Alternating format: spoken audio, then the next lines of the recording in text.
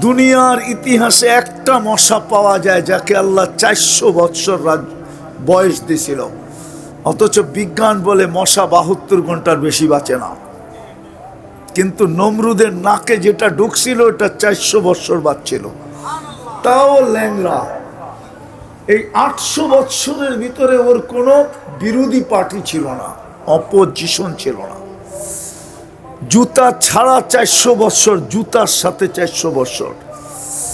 কেননা আগের 400 বৎসর মশা ঢুকার আগে সবাই ওকে সেজদা করত, কিন্তু মশা ঢুকার পরে নিয়ম চেঞ্জ হয়েছে, যে আসবে সে আগে মাথায় জুতা দিয়ে একটা বাড়ি দিবে, যেন মশাটা ঠান্ডা থাকে, ওকে আঘাত না করে।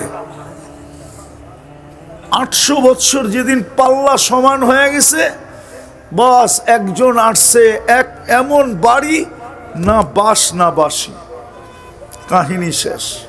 দুনিয়ায় দাম কতক্ষণ? এই জন্যই তো আলী রাদিয়াল্লাহু তাআলা আনহু বলছিলেন সিরু ফি দিয়ারিহিম, যুবক তোমরা কক্সবাজার যাও ঘুরতে আর জুতা দেখতে, মনে হয় বোঝে নাই কিছু। বার্মিজ জুতা, ঠিক না? আরে না না না না, সারা দুনিয়া যায় কক্সবাজারে গোসল করতে, বারবার তাকায় তো জুতা খুলা দেখায় দেয় একবারে সাইজ। ওই জুতা দেখায় যে কক্সবাজার থেকে ঘুরতে যাও, পুরান পুরান ঐতিহ্য দেখতে দাও।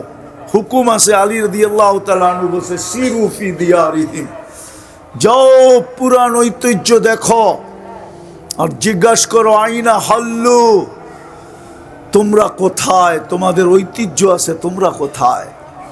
তো বলছেন বেটা জবাব যদি দিতে পারতো তাহলে জবাব দিত ইন্তাকালনা বিন দারিল গুরুর, দুনিয়ার সবকিছু ধোঁকা ছিল, দুনিয়াটাই ধোঁকা ছিল, ওইখান থেকে বাহির হয়ে চলে আসছি ইরা দারিল গোরাবা, এক অপরিচিত জগতে, খবর নেওয়াও যায় না, দেওয়াও যায় না।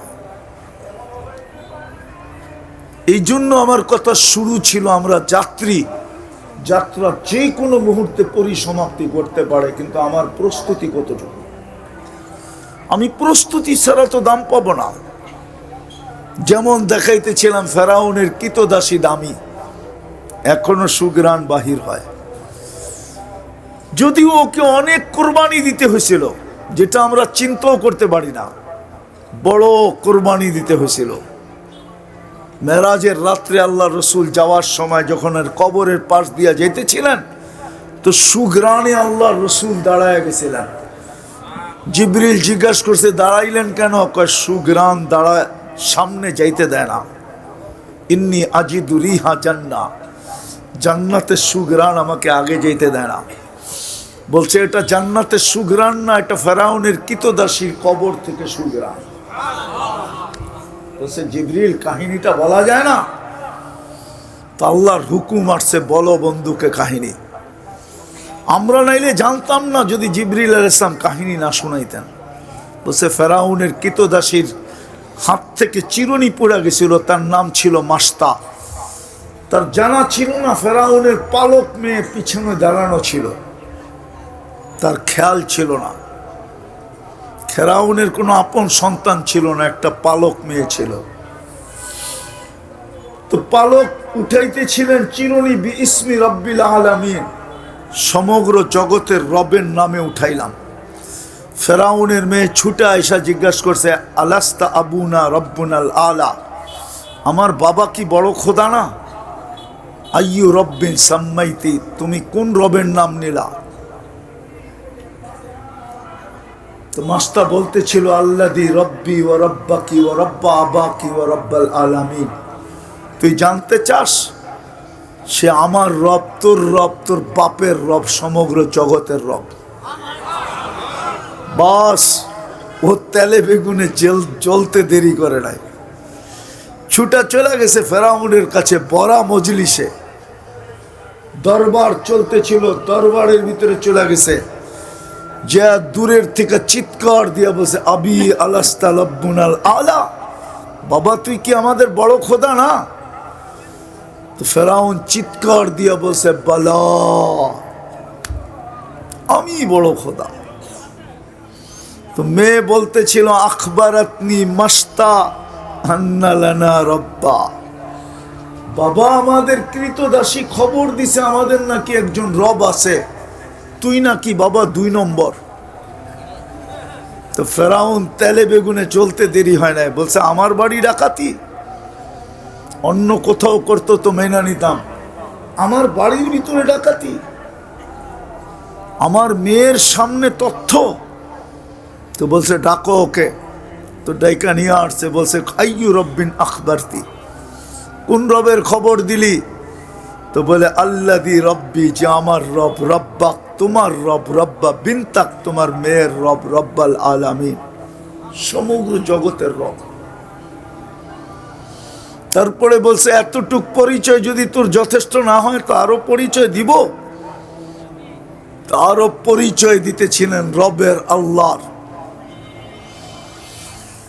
পরিচয় আরো দিতেছিলেন। আল্লাযী রব লা ইলাহা ইল্লা হু আর রহমানুর রহিমুল মালিকুল কুদ্দুসুস সালামুল মুমিনুল মুহাইমিনুল আসিসুল জব্বারুল মুতাকাব্বিরুল খালিকুল বারিউল মুসাব্বিরুল গফফারুল কহারুল ওয়াহাবুর রাজ্জাকুল ফাত্তাহুল আলিমুল কাবিদুল বাসিতুল খাফিদুর রাফিউল মুইজ্জুল মুতিল্লুস সামিউল বাসিরুল হাকামুল আদলুল লতীফুল খবীরুল হালিমুল আযীমুল গফুরুশ শাকুরুল আলিয়্যুল কবীরুল হাফিজুল মুকিতুল হাসিবুল জলিলুল করিমুল রকিবুল মুজিবুল ওয়াসি আল হাকিমুল ওয়াদুদুল মজিদুল বাঈসুশ শহীদুল হকুল ওয়াকিলুল কবিয়ুল মতিনুল ওয়ালিয়ুল হামিদুল মুসি আল মুবদি আল মুঈদ আল মুখি আল মুমিত আল হাইয়্যু আল কাইয়্যুম আল ওয়াজিদ আল মাজিদ আল ওয়াহিদ আল আহাদ আল সামাদ আল কাদির আল মুক্তাদির আল মুকদ্দম আল মুআখ্খার আউয়াল ওয়াল আখির আল যাহির ওয়াল বাতিন الوالي المتوالي البر التواب المنتقم العفو الرؤوف مالك الملك ذا الجلال والإكرام المقسط والجامع والغني والمغني المانع الدار النافع النور الهادي البديع الباقي الوارث والرشيد الصبور جل جلاله فهو ربي وربك ইনি হইলেন তোর আর আমার রব। ফেরাউন বলতেছিল আমাকে মানো না, বলে প্রশ্নই ওঠে না, বলছে পরিণতি ভয়াবহ হবে। তো চিৎকার দিয়া বলতেছিল ফাকদিমা আনতা কাদ, যা মনে চায় তা করতে পারিস, কোনো আপত্তি নাই। তো ফেরাউন বলতেছিল আনো কড়াই, ডালো তেল, জ্বালো আগুন। যখন তেল টকবক টকবক করতেছিল, দুধের শিশু কোলে ছিল মেয়ে, টান দিয়া কালের ভিতরে ঢেলা দিছে, হাড্ডি আলাদা, মাংস আলাদা, রু পড়ে উঠতেছিল আর চিৎকার দিতেছিল উম্মি উম্মি উম্মি, মা মা মা মা মা মা। লা তাখাফি, ফেরাউন সামনে বিদায়, ভয় পাইস না। ওয়ালা তাহজানি, আমার বিচ্ছেদে দুঃখিত হোস না। ফাইন্নাকি আলাল হক, তুই হকের উপরে আসিস। সানাজমাউ ফিল জান্নাতি ইনশাআল্লাহ, মা একটু পরেই আমরা জান্নাতে একত্রিত হব। ফেরাউন বলছে আমাকে মেনে নাও, বলছে প্রশ্নই ওঠে না, কলিজার টুকরা হারায় ফেললাম আর তোকে মেনে নিব। তো দ্বিতীয় মেয়ে ছিল 5-6 বছরের, তাকেও ঢেলা দিছে। তার রুহ বলতে বলতে উঠতেছিল উম্মি উম্মি, মা পিছলায় যাস না। ফেরাউন সামনে বিদায়, ভয় পাইস না। ফাইন্নাকি আলাল হক, তুই হকের উপরে আসিস। সানাজমাউ ফিল জান্নাত ইনশাআল্লাহ, মা একটু পরে আমাদের জান্নাতে মিলন মেলা হবে, মিলন মেলা, শুধু সময়ের ব্যাপার না। কিন্তু মা তো মাই হয়, ঠিক না? চোখের পানিতে বুক ভাসতেছিল, হাত দুটা উপরে উঠায়া উপরের দিকে তাকায়া ঠোঁট নাড়ায়া কাকে জানি কি বলতেছিল। ফেরাউন বলছে উপরে হাত ওঠে কেন, আর উপরে তাকায়া কি দেখিস, আর কাকে ঠোঁট নাইড়া কি বলিস? আমাকে মানলেই তো হয়, তোকে নৈকট্য দিব, যা চাবি তা দিব। বলছে শোন ফেরাউন, উপরে হাত ওঠে কেন? সবগুলার একটা জবাব দিতেছি, ওই আল্লাহকে বলতেছি আপনি নারাজ হয়েন না। এরকম কোটি ফেরাউন নারাজ হয়ে যায়, আমার কিছু আসে যায় না। আপনি নারাজ হয়ে গেলে আমার দুনিয়াও যাবে, আখেরাতও যাবে। তো বলতেছিল ওই আল্লাহকে বলতেছি আপনি নারাজ হয়েন না। ও নারাজ হয় হোক, তাতে কিছু আসে যায় না। তো ফেরাউন বলতেছিল তোমার পালা। বলছে বিলকুল প্রস্তুত। বলছে কোনো আশা? বলে যদি তুমি পুরা করো তাইলে বলতে পারি। বলছে সেটা কি? বলে আমার যখন রূহ বাহির হয়ে যাবে তো আমার 2 সন্তান আর আমার হাড্ডি মাংস এক কবরে দিয়া দিবি। বলছে তুমি যেমন বলছো তেমনই করা হবে। আর তেমনই করা হয়েছে। আজও সুগ্রাণ বাহির হয়। এটা হলো প্রস্তুতির মর্যাদা। প্রস্তুতির মর্যাদা ফেরাউন কোনো আমাদের নবীর জমানায় ছিল না। ও তো মুসা আলাইহিস ইসলামের উম্মত। মুসা আলাইহিস ইসলামের উম্মতের প্রস্তুতির যদি এই মূল্য হতে পারে, তাইলে সাইয়্যিদুল আম্বিয়া মুহাম্মাদুর রাসূলুল্লাহ, যার উম্মতকে শ্রেষ্ঠত্বের মুকুট মাথায় দিয়া ঘোষণা দিয়েছেন কুনতুম খায়রা উম্মাহ, ওই উম্মতের প্রস্তুতির মর্যাদা কি হতে পারে? একটু ভাবেন না। আমি শেষ জায়গায় চলে আসছি। প্রস্তুতি দেখবে, প্রস্তুতি দেখবে, প্রস্তুতির উপরেই মূল্য হবে।